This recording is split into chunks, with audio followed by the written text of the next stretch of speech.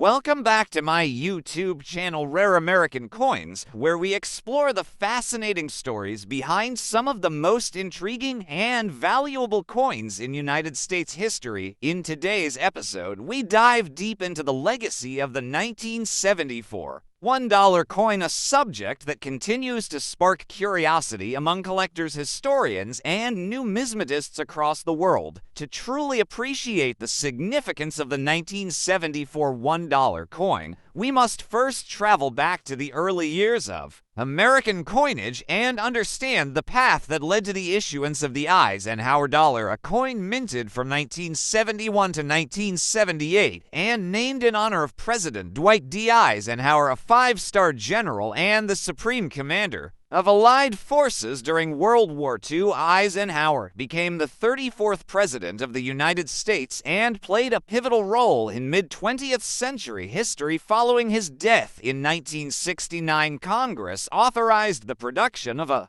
new dollar coin to honor his memory and achievements. This led to the creation of the Eisenhower dollar, which was first issued in 1971 with designs by chief engraver Frank Gasparo. The obverse of the coin features a striking portrait of President Eisenhower facing left, while the reverse showcases the majestic image of an American bald eagle landing on the moon, clutching an olive branch in its talons, symbolizing both peace and power. This design pays tribute to the Apollo 11 mission and the historic 1969 moon landing, which occurred under Eisenhower's space policy initiatives and national leadership vision.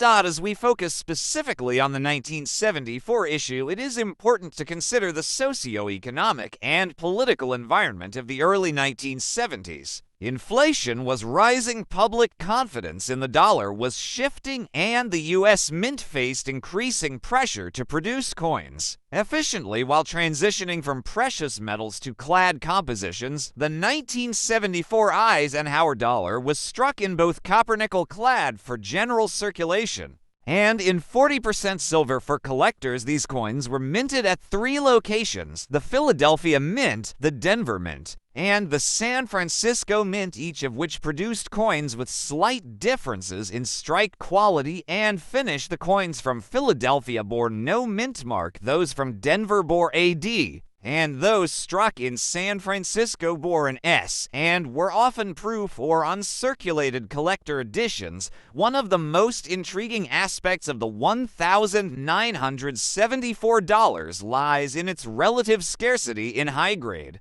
conditions, especially those struck for circulation. Many coins saw heavy use, leading to worn surfaces, scratches, and loss of luster, making well-preserved examples highly desirable in the collector market. In addition to condition, rarity collectors also seek out notable varieties and errors, some of which occurred during the production of the 1974 dollar. These include doubled dies, planchette flaws, die breaks, off-center strikes, and other striking anomalies, which can dramatically increase the value and desirability of a coin among numismatists. One of the most discussed elements in Eisenhower dollar lore is the experimental plankets and potential transition coins, especially as the Mint prepared for the upcoming Susan B. Anthony dollar, which was first issued in 1979. Although no official 197 for S-proof silver dollars were meant to be struck on alternative metals, rumors and speculation persist about unauthorized or experimental pieces being tested or minted. Some numismatic researchers have investigated these theories, suggesting that certain test strikes or internal experimental coins might have escaped into the public or collector realm. Although no confirmed 1974 S silver-clad Susan B. Anthony transitional dollars have surfaced, the mystery keeps the interest alive.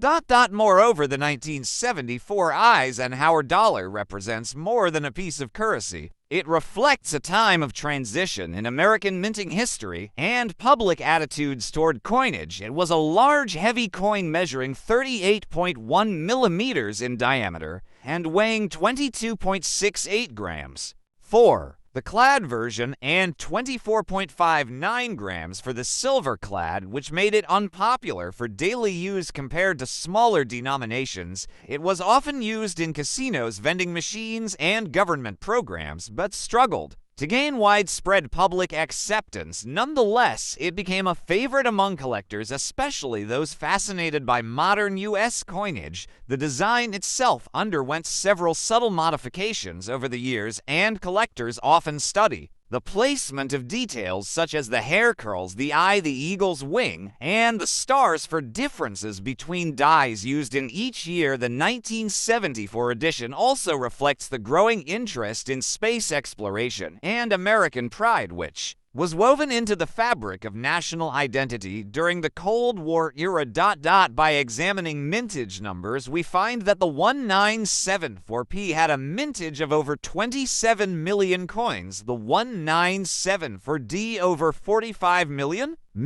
coins, the 197D over 45 million, and the 197 for S collector versions, including proof and uncirculated silver strikes, totaled over 4 million combined. These numbers may sound large, but in the context of coin survival, especially in high grades or with unique varieties, these figures dwindle rapidly. The true value of a 1974 $1 coin lies not only in its metallic content or face value, but in its story and the symbolism it represents and the history it encapsulates, from its connection to President Eisenhower's legacy to the space race and the evolution of the U.S. monetary system. Each coin is a silent witness to a transformative period in American history. Collectors today treasure these coins not just for their beauty and potential value, but for the window they provide into the past for those interested in starting their own collection or evaluating what they may already own. Understanding the full context of the 1974 Eisenhower dollar is essential because it allows you to see beyond the surface and appreciate the depth of detailed design, history, and mystery that makes these coins so special. Throughout the remainder of this video, we will take a closer look at the different varieties of the 1974 Eisenhower dollar, the proof versus business strikes, the Mintmarks, and their placement. We will discuss grading standards used by services like PCGS and NGC and explain how to tell the difference between a common circulated piece and a high-grade collectible worth hundreds or even thousands of dollars. We'll also highlight specific auction results that have shaped the market over the past few decades and interview expert collectors who will share their insights and stories about hunting for that elusive perfect 1974 Ike dollar. From examining the striking process at the mint to exploring storage and preservation techniques that keep coins in pristine condition, this video aims to be the most comprehensive guide available to the 1974 $1 coin. So stay tuned as we continue this exciting numismatic journey together and uncover every detail about this iconic piece of American coinage history.